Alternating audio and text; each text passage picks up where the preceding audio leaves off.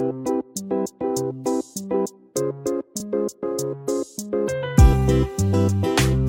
नमस्ते, मी बनवते फुलवरची भाजी, फुलवर आणि बटाटा मिक्स भाजी एकदम डब्यासाठी।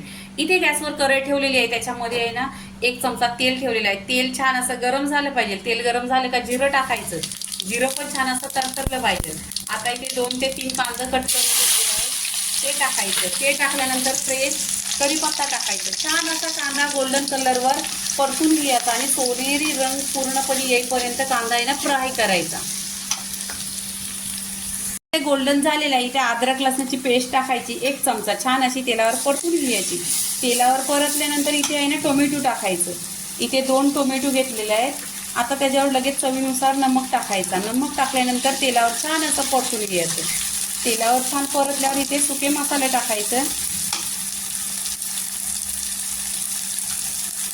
इथे तिखट आहेत ना 1 चमचा टाकायचं, धना पावडर अर्धी चमचा, गरम मसाला अर्धी चमचा आणि हळदी पावडर अर्धी चमचा। हे सुके मसाले छान असं तेलावर परतून घ्यायचं।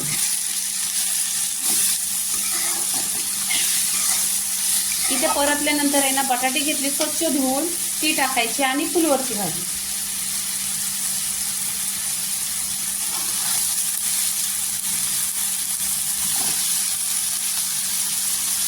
आता तेलावर आणि मसाल्यामध्ये छान अशी परतून घ्यायची।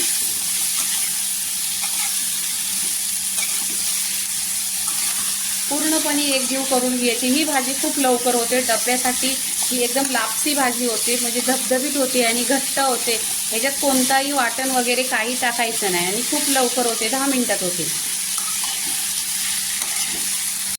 इथे तेलावर परतलेली आहे, मसाल्यामध्ये मिक्स करून घेतलेला आहे। इथे कोमट पाणी टाकणार आहे मी, 1 ग्लास पाणी टाकलेलं आहे। पाणी टाकल्यानंतर परत मिक्स करून घ्यायचे। मिक्स केल्यानंतर आहे ना इथे ढाकण ठेवायचा। ढाकण ठेवायचं आणि स्लो गॅसवर छान अशी 10 मिनिटं शिजवून घ्यायची। 10 मिनिटं झालेली आहेत आणि छान अशी फुलवरची भाजी बनलेली पहा, एकदम सुट्टी सुट्टी बनलेली आणि डब्यासाठी आहे ना 1 नंबर लापसी भाजी झालेली आहे। आता इथे गॅस बंद करायचा आणि वरून आहे ना कोथिंबीर टाकायची। भरपूर अशी फ्रेश कोथिंबीर टाकायची, 1 ते 2 पाण्याने स्वच्छ धुवायची कोथिंबीर। आणि इथे पहा, तुम्ही आहे ना ही डब्याला नेली तर ह्याच्याबरोबर तुम्ही चपाती खाल्ली तरी 1 नंबर लागते। आणि या भाजीमध्ये पाणी पण नाही, एकदम घट्टच आहे। आता फुलवरची आणि बटाट्याच्या भाजीची रेसिपी पूर्णपणे झालेली आहे। लाईक करा, शेअर करा, सबस्क्राईब करा आणि नेहमीच खात राहा। धन्यवाद।